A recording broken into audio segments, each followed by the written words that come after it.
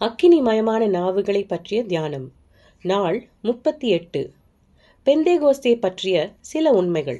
1 கொரிந்தியர் 2வது அதிகாரம் 14வது வசனம். ஜென்ம சுபாவமான மனுஷனோ தேவனுடைய ஆவிக்குரியவைகளை ஏற்றுக்கொள்ளான். அவைகள் அவனுக்கு பைத்தியமாக தோன்றும். அவைகள் ஆவிக்கேற்ற பிரகாரமாய் ஆராய்ந்து நிதானிக்கப்படுகிறவைகளானதால் அவைகளை அறியவும் மாட்டான். ஆமேன். முதலில் இந்த அறிக்கையை விடுகிறேன், பின்னர் நிரூபிக்கிறேன். இயேசுவின் 3½ வருட பொது ஊழியத்தின் போது அவருடன் கூட இருந்த எவரும் மறுபடியும் பிறந்தவர்கள் இல்லை. எவருமே புது சிருஷ்டியாக இன்னும் மாறியிருக்கவில்லை. நித்திய ஜீவனை பெற்றிருக்கவும் இல்லை.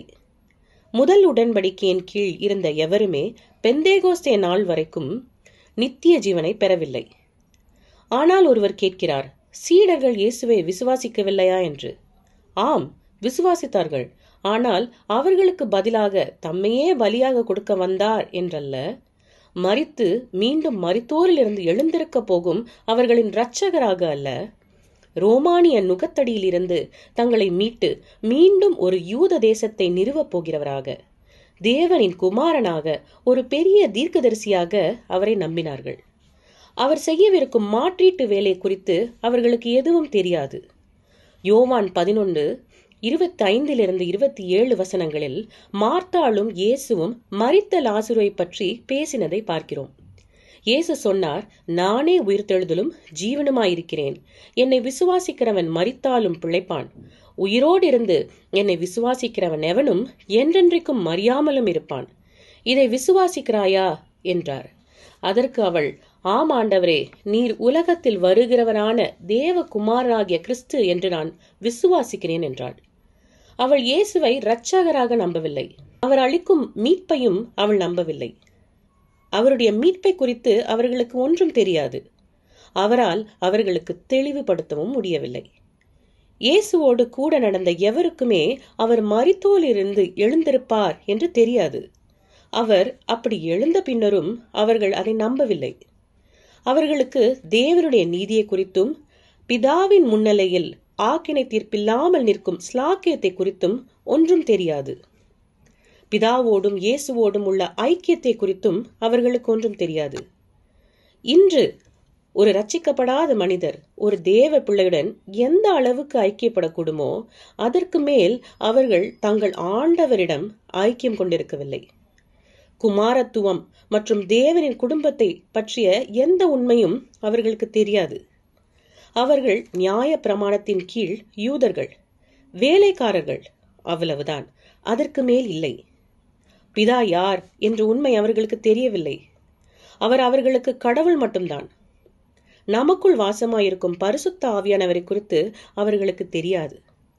மத்தேயு 3:11 யோவான் ஸ்நானன் சொன்னபடி, எனக்கு பின் வருகிறவர் என்னிலும் வல்லவராயிருக்கிறார். அவருடைய பாதரட்சைகளை சுமக்குகிறதற்கு நான் பாத்திரன் அல்ல. அவர் பரிசுத்த ஆவியினாலும் அக்னியினாலும் ஞானஸ்தானம் கொடுப்பார் என்பதன் அர்த்தத்தை அவர்கள் புரிந்து கொள்ளவில்லை. இப்போது அப்போஸ்தலர் 2:1-4 படியுங்கள். பெந்தேகோஸ்தே என்னும் நாள் வந்தபோது அவர்கள் எல்லாரும் ஒருமனப்பட்டு ஓரிடத்திலே வந்திருந்தார்கள்.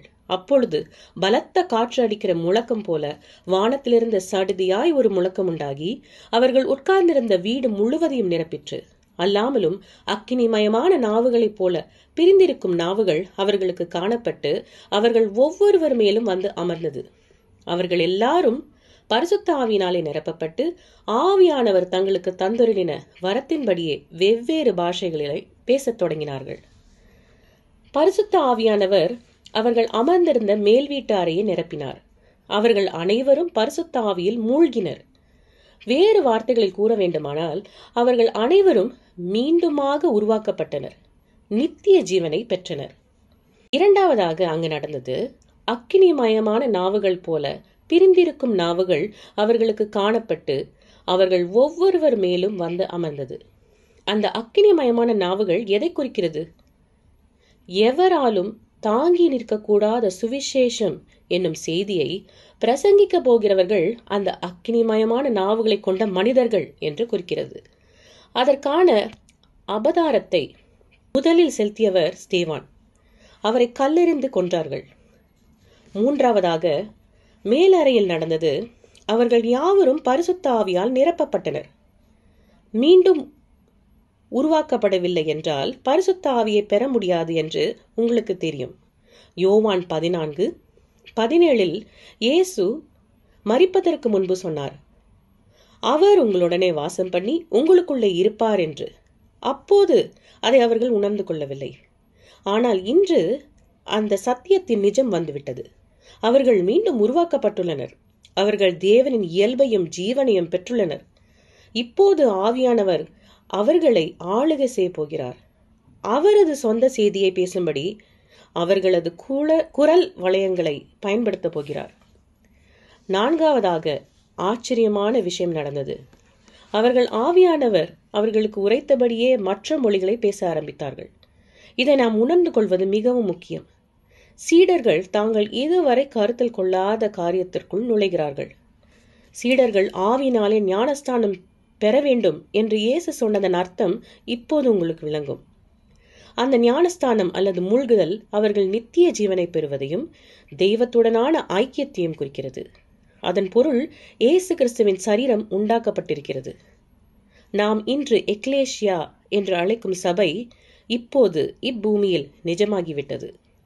சில மணி நேரம் முன்பதாக மேல் வீட்டு அறையில் வெறும் தேவனின் வேலைக்காரர்களாக இருந்தவர்கள் இப்போது தேவனின் குமாரர்களாகவும் குமாரத்திகளாகவும் மாறிவிட்டனர். ஆமென்.